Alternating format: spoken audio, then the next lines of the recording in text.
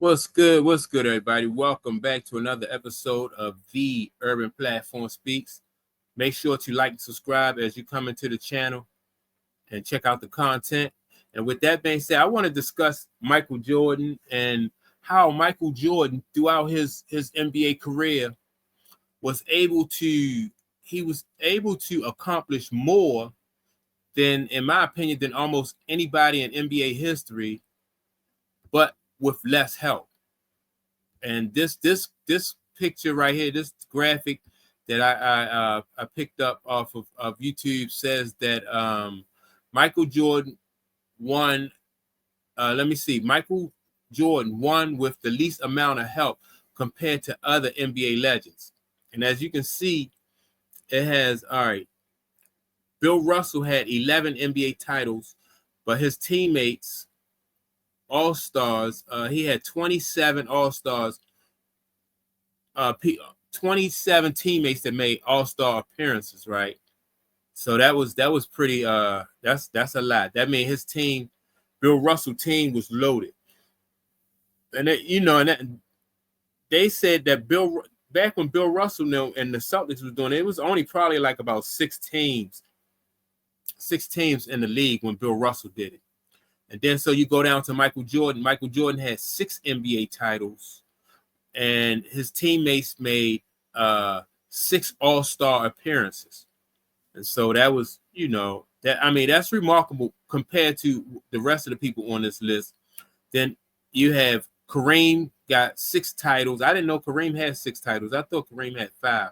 But Kareem got 6 titles, and his teammates had 25 All-Star appearances. So that was a lot. That means that Kareem had a lot of help. Magic Johnson had 5 titles, and Magic Johnson had 5 titles, and his teammates had 20 All-Star appearances. LeBron James had 4 titles, and his teammates had 16 All-Star appearances. Larry Bird, 3 titles, and 22 teammates made 22 All-Star appearances. Now, I didn't know Larry Bird did have a stacked team. I didn't know they had that many All-Star appearances between him and his teammates. They had 22. Let me see who Larry Bird had on his team. He had Danny Ainge, Robert Parrish, and I forgot the other guy. But he had some pretty good teammates.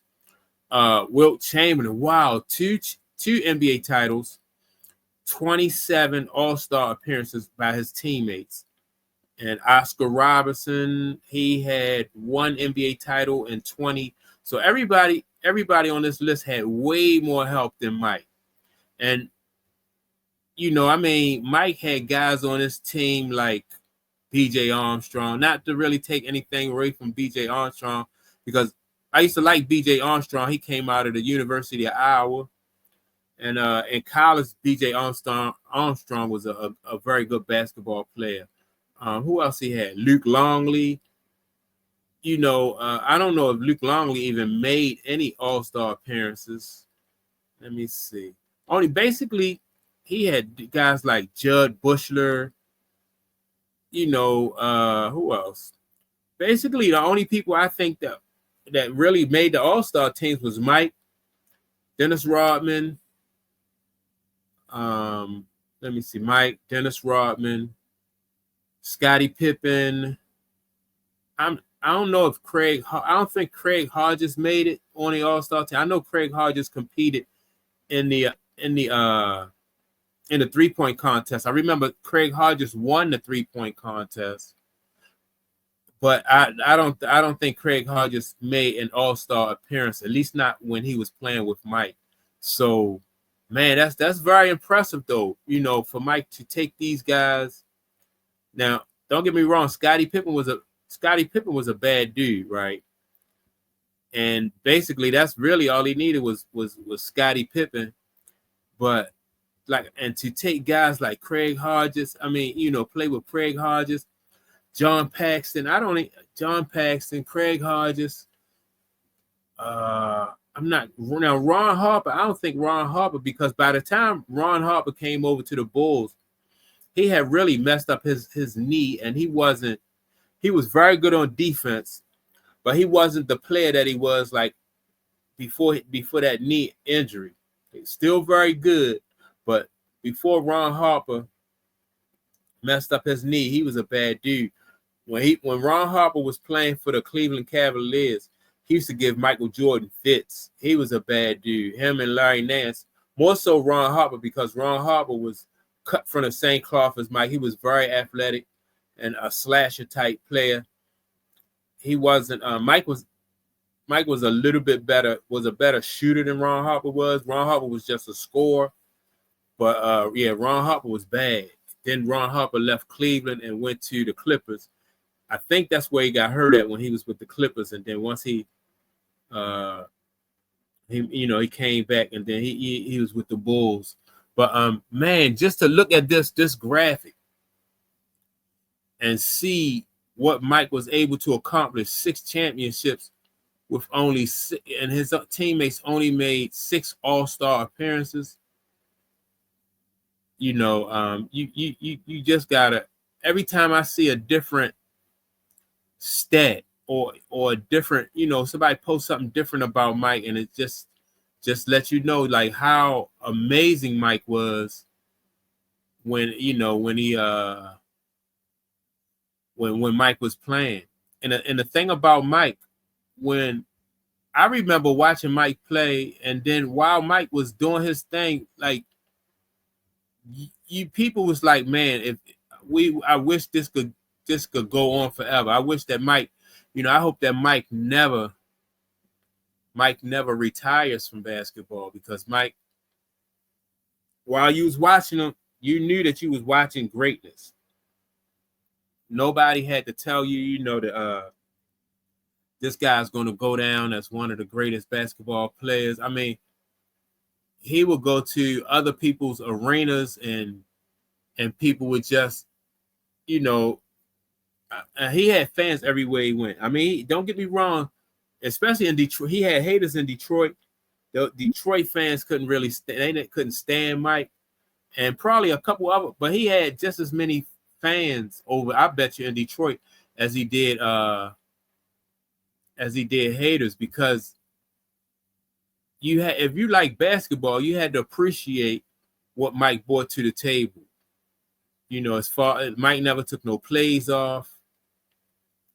Great defensive player, not just, not just an offensive player, but he played great defense.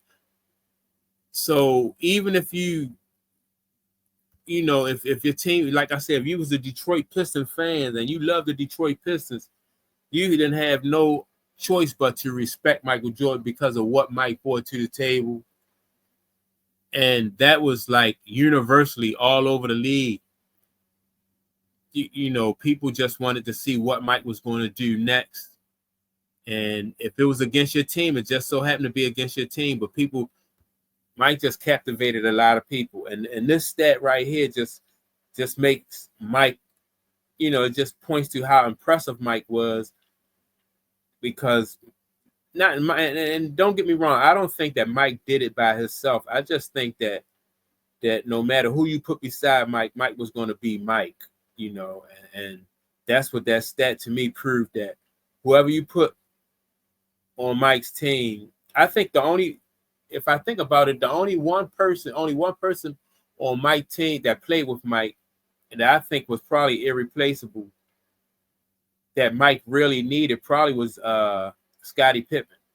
Other than that, with everybody else, he won 3 rings with Dennis Rodman and 3 rings without him. So Ron Harper was there for 3 rings.